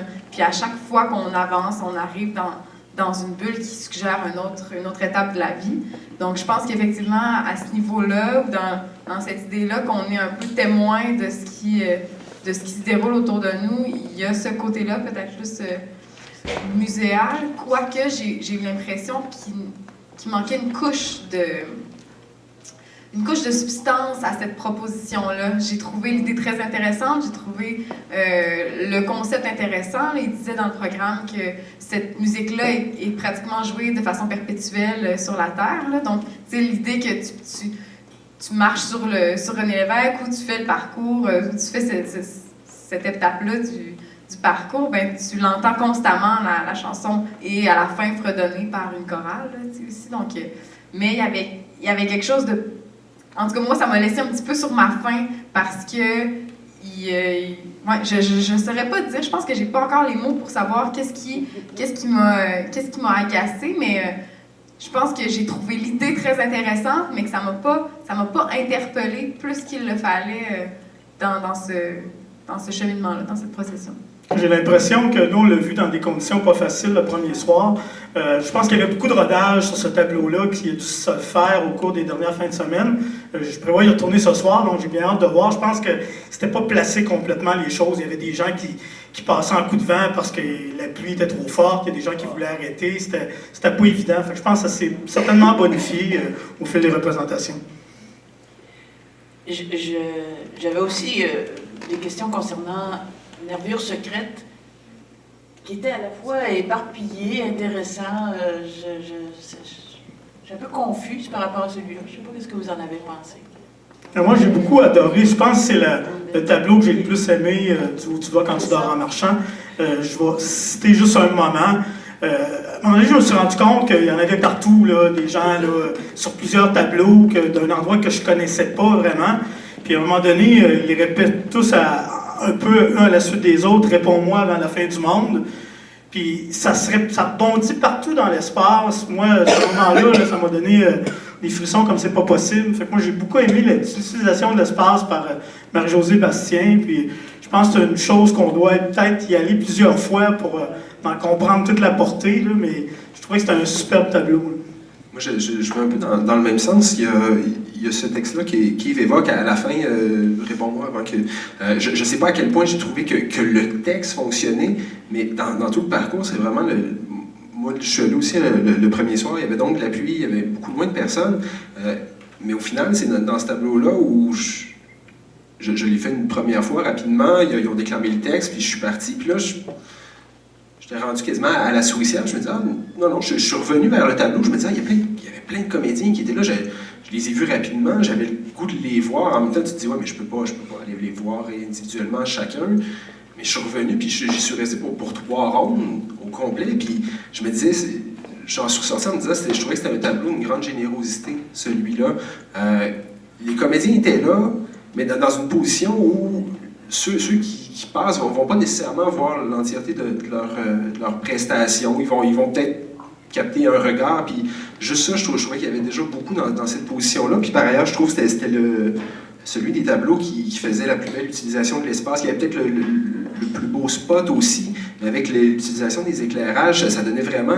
on habitait ce lieu-là d'une façon complètement nouvelle, puis je pense que j'avais même jamais vu cet espace-là, mais avec le complexe G juste autour, la lumière un peu mauve, il y avait quelque chose d'une grande ampleur avec les comédiens dispersés un peu partout à faire leurs petits trucs individuellement. Puis nous, qui sommes là à pouvoir essayer de juste en goûter quelque chose à ce moment-là, je trouvais qu'il y avait une grande générosité là-dedans. Et même dans le propos, moi, je trouve que c'est un contenu qui fait du bien à voir. Je pense que l'idée de partir de plusieurs individualités, puis de se rassembler finalement au cœur de l'espace, je trouve que ça faisait du bien. Puis aussi par le texte qui était livré, ben on sent cette idée-là d'être à l'écoute de l'autre, d'être là pour l'autre, d'être là ensemble. Puis je pense qu'à travers la programmation générale du Carrefour, puis à travers le parcours aussi, ben ça faisait du bien d'avoir ce message-là qui est un peu un souffle de vie, un souffle de rassemblement, de célébration, d'être ensemble, de se retrouver. Puis voilà, c'est ce que j'avais ajouté.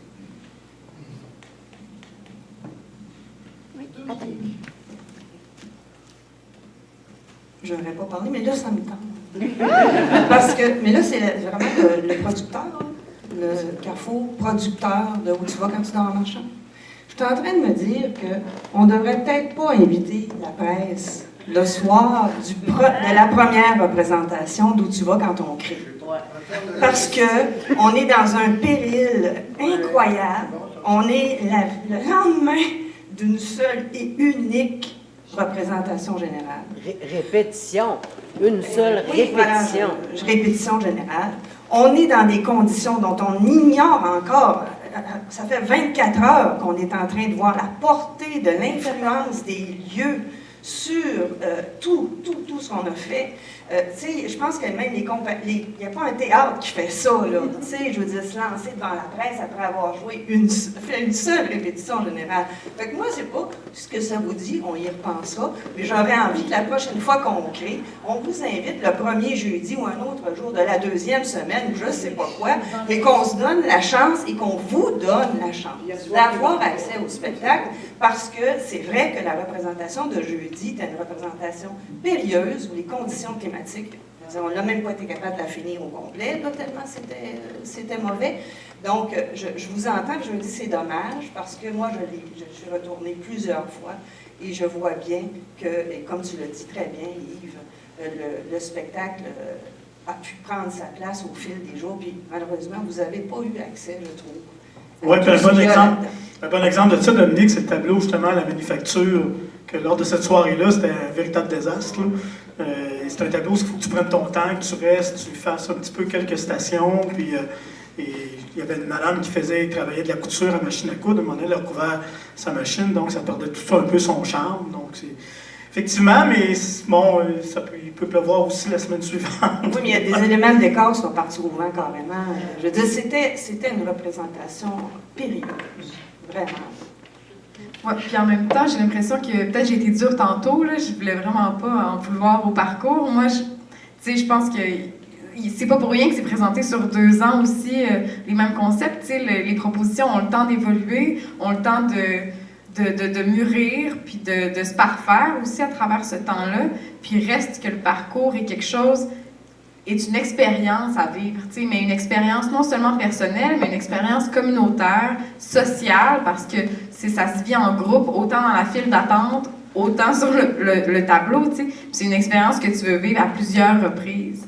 Fait que moi, je suis pas contre le fait de le voir le premier soir, parce que c'est sûr que je vais y retourner. Tu sais, moi, je suis retournée hier soir en famille. L'expérience est différente quand il y a du monde, quand il pleut, quand il fait beau.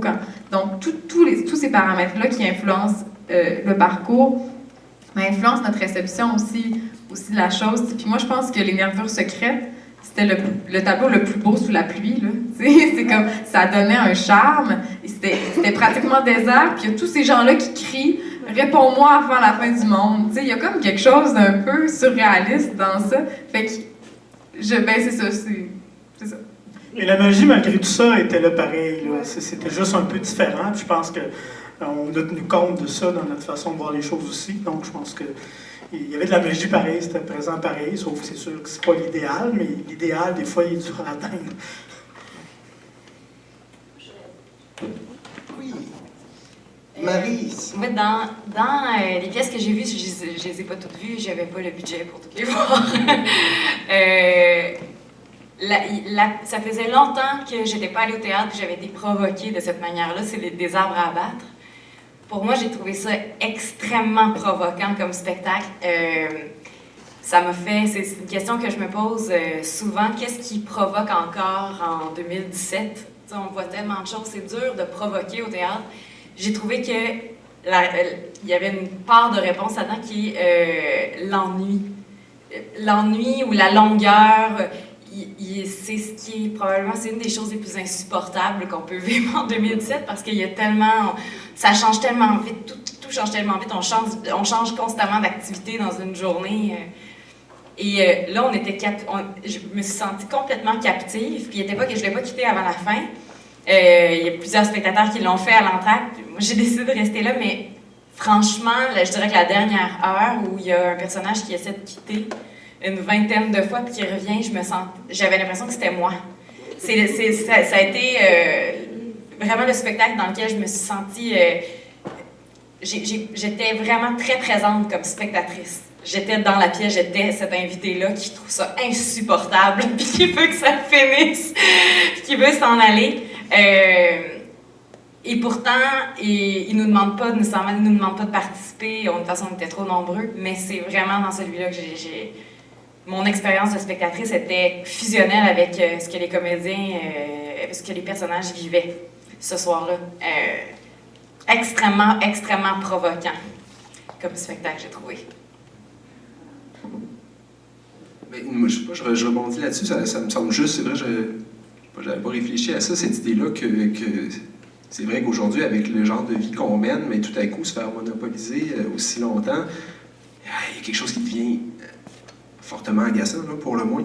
Puis, je sais pas, moi, je me dis, il y a quand même aussi deux niveaux de possibles agacements dans la longueur, puis dans tout le travail qu'a fait Christiane Lupa.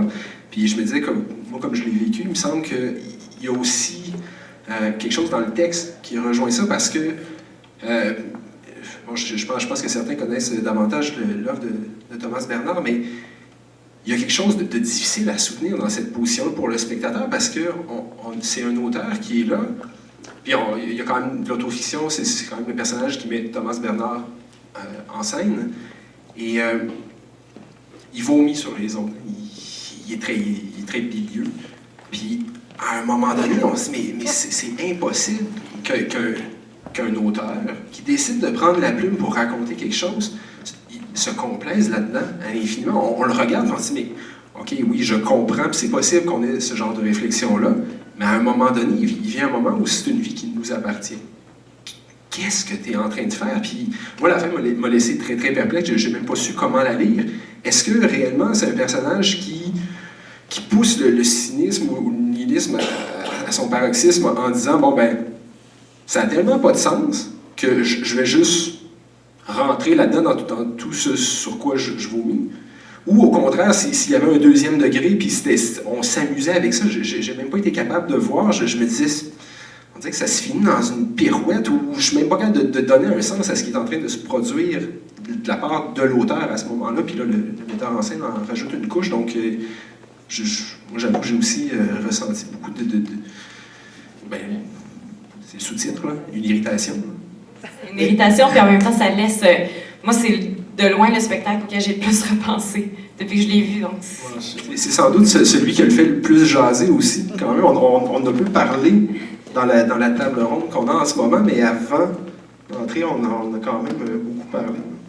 Mais Simon, c'est ça, c'est qu'il décide d'écrire son histoire, ce qu'il vient de raconter. Parle, Alain Martin. Comment? Il décide de l'écrire. Et bon, sans être un spécialiste de Bernard, je me souviens très bien avoir apprécié beaucoup l'adaptation du Théâtre Bu avec Denis Marleau, il y a à peu près 20 ans, 95, Les Maîtres Anciens, c'était un pur chef-d'œuvre. Marleau avait remporté le prix de la meilleure mise en scène ici au Québec cette année-là. Le propos est essentiellement un peu le même, mais c'est qu'il est très, très, très cynique, mais il espérait voir bouger des choses. Et là, le personnage qu'il quitte, là, la femme, dit « ne raconte rien de tout ça ». Il dit « il n'y a rien de moins sûr », c'est-à-dire il va le raconter. Et c'est déjà un acte important que d'écrire là-dessus. Mais le sous-titre, je pense que tu l'as nommé, c'est quand même irritation. Hein. Et il y a cette irritation-là constante à la fois dans le temps et à la fois dans le contenu, que je rejoins Simon. D'ailleurs, on en a parlé tout le temps du projet Barbecue, on était ensemble pour revenir toujours sur la pièce. Il y a une chose qu'il faut mentionner, c'est la finale. La finale est horrible parce que, et là, il reste sur une ambiguïté encore plus profonde. Lui qui vient dire « Ah ouais, vous êtes tout le genre de personne qui fait ça, qui dit ça, puis qui fait telle chose, qui fait le contraire. Moi, au moins, je suis honnête, je vous le dis dans la pleine face. » Puis les 5 derniers compliments qu'il fait avant de partir, c'était exactement la même chose. J'étais génial, j'étais content d'être ici. Et là, il y a comme, on est floué. On est floué par l'auteur et c'est ça, Bernard, il est sans pitié. Il est sans pitié envers lui-même à ce moment-là parce que c'est encore une fois peut-être une acceptation de dire « Moi aussi, je suis totalement domestiqué, comme vous, et j'appartiens à votre gang, même si de temps en temps je peux prendre la distance de l'auteur, j'appartiens à votre gang, je suis aussi dégueulasse que vous. » Donc c'est une pièce excessivement très dure. Très d'accord avec toi, c'est une pièce qui rentre pas mal dans le cadre, dans sa durée et dans son contenu. Avec Dominique comme productrice? Non, pas cette fois-ci. Un autre chapeau. Non, je suis allée voir ce spectacle-là avec mon fils de 25 ans, qui n'est pas du tout en théâtre, ce qui en a vu beaucoup. Puis on a parlé de ça le lendemain, puis lui, ce qu'il m'a dit, qu'il a compris dans cette affaire-là, ça m'a surpris. Il m'a dit, ben moi, ce que j'ai entendu, c'est que l'auteur s'est dit, jadis, je vous ai quitté et je vous ai haï pendant toutes ces années-là. Je ne vous haïrai plus, même si je vous quitte encore aujourd'hui. C'est ça que lui a retenu de ça. Moi, ça m'a fasciné que pour lui, cette œuvre-là, qui était exigeante et tout ça, se termine par cette conclusion-là. Ça m'a fait du bien d'entendre mon fils percevoir, qui est jeune, qui a 25 ans, percevoir là-dedans quelque chose quand même de très humain, en tout cas de très humain chez le personnage de Bernard. Ça me réjouit parce que moi, je n'étais pas sûr de son humanité finale. Oui, mais c'est ça, mais puis on avait discuté beaucoup là-dessus, mais ce que dit Dominique, moi, je serais prêt à m'accrocher à ça parce que, ça va avec ce que Maryse disait, mais je sais pas, dans l'irritation qui est ressentie, il y a aussi cette couche-là où on a l'impression qu'à quelque part, qu'il n'y a même plus cette recherche-là d'un espace, d'un dépassement là, de cette position-là, apathique et complètement immobile. Puis la lecture qu'a fait votre fils, je me dis, mais crime, s'il y a moyen de le voir comme ça, à ce moment-là, il y a moyen de retourner ça à la fin, puis de dire, OK, il y a un espace qui est ménagé pour autre chose que l'apathie. Ça me plaît.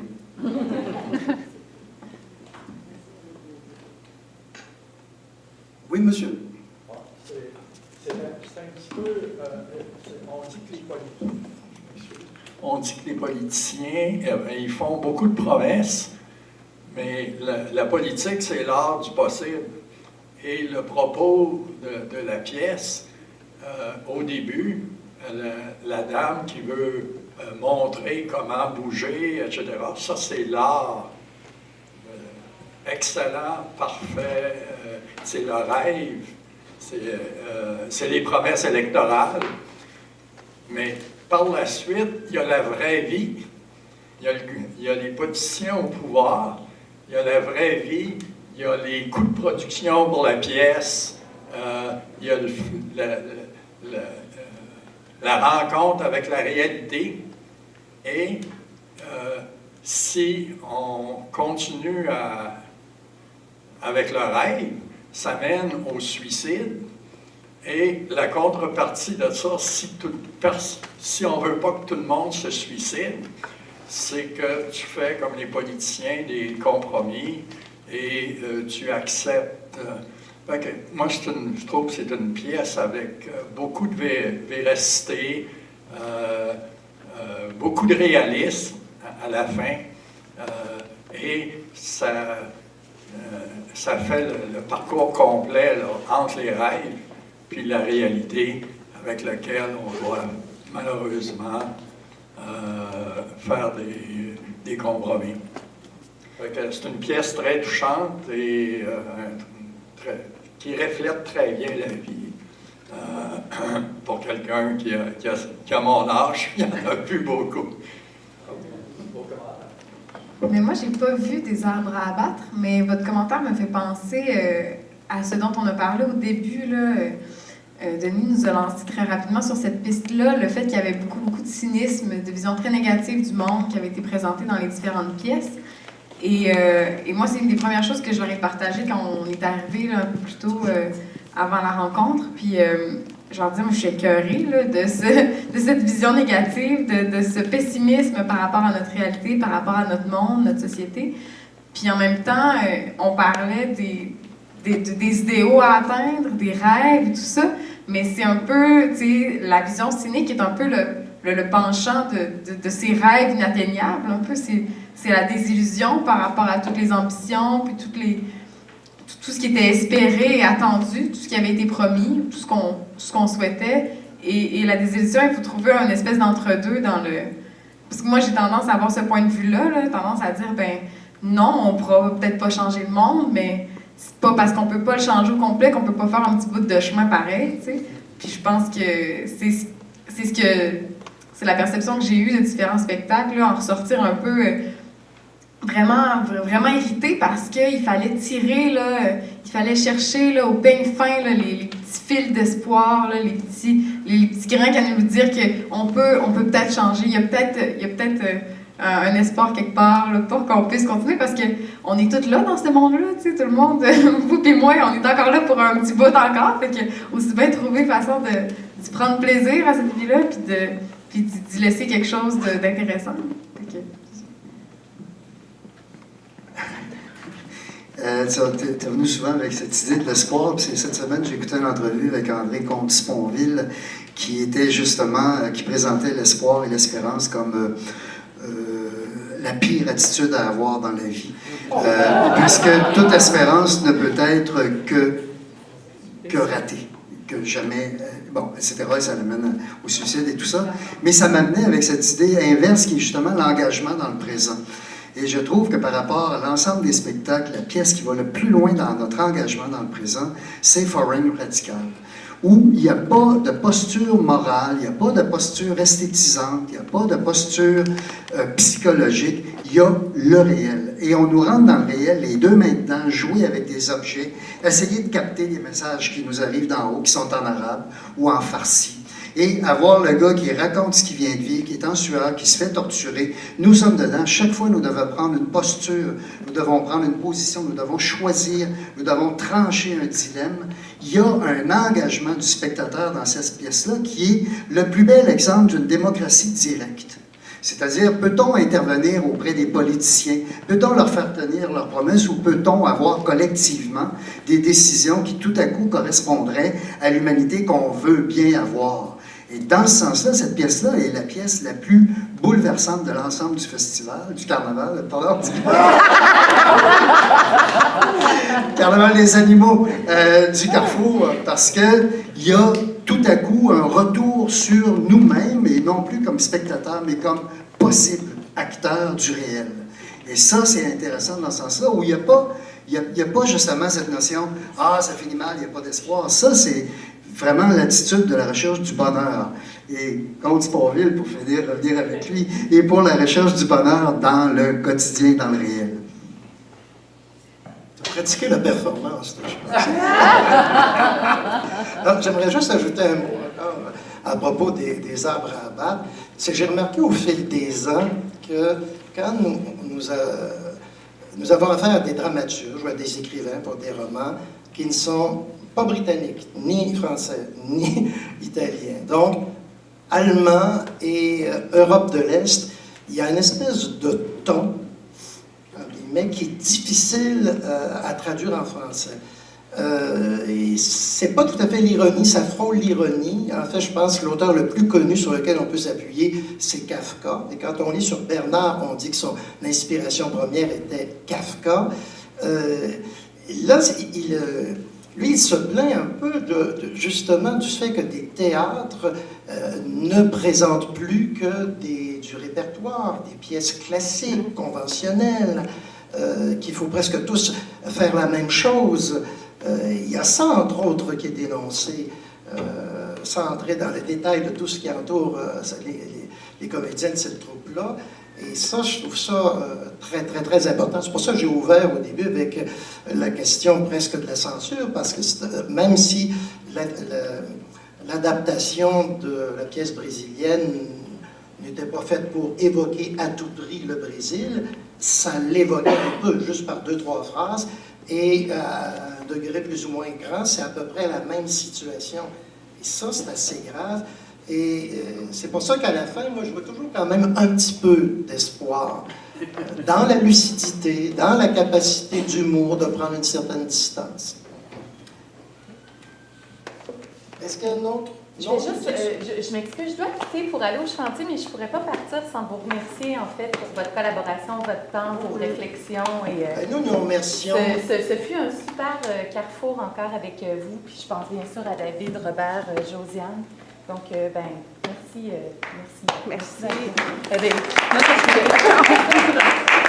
Ça va faire plus tôt de la bicyclette. Non, moi, j'aimerais, au nom de tous mes collègues, rappeler que je trouve qu'à Québec, et plus que jamais, le Carrefour international de théâtre est peut-être le plus beau festival de Québec, tout aspect confondu. Il n'y a pas de compromis, il n'y a pas de concession. On nous propose des œuvres intelligentes. J'apprécie beaucoup ces 3 semaines qu'on jouit là-dedans. Là. Vraiment, c'est difficile à trouver ailleurs. J'aimerais les applaudir.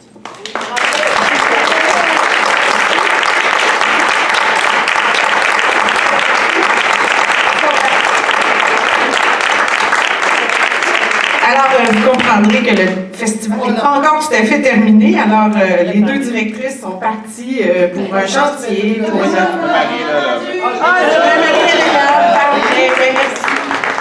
Juste une question à propos du panel des critiques qui est devant nous, que j'ai trouvé très intéressant d'écouter. Mais je remarque, on ne peut pas ne pas remarquer l'absence de Radio-Canada et du Soleil. Est-ce que l'absence du soleil, c'est à l'image des saisons que nous avons passées récemment? C'est toujours mauvais temps. Notre président de section Québec à répondre parce que j'ai... Monsieur est là. Monsieur est là. Il y en a un du Journal de Québec, n'est-ce pas? Oui, mais j'inviterai M. David à répondre à cette question. C'est une circonstance particulière, en fait. Plusieurs personnes ont été invitées sur le panel, en fait, et n'ont pas pu être là, tout simplement. Alors, voilà. Et il y a eu des choix éditoriaux qui ont été faits, tout simplement.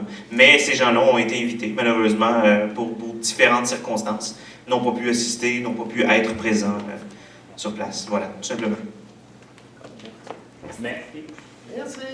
Alors, avant que les gens quittent, je vais procéder au tirage parmi les gens qui étaient présents pour le petit prix pour les Foubraques.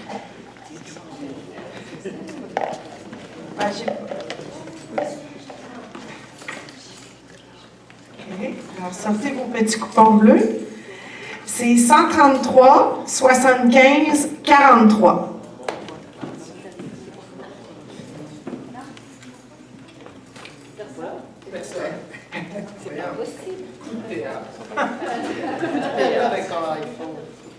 Oui, ça se peut pas.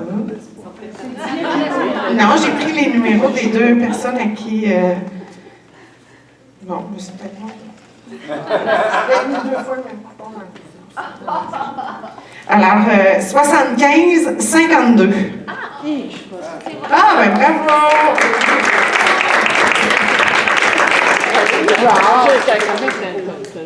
Alors, vérification faite, c'est la gagnante. Félicitations. Merci à vous tous, puis ben, bonne fin de festival pour ce qu'il en reste. Oui, s'il reste la place, dépêchez-vous. Merci. Merci. Merci d'avoir été présent.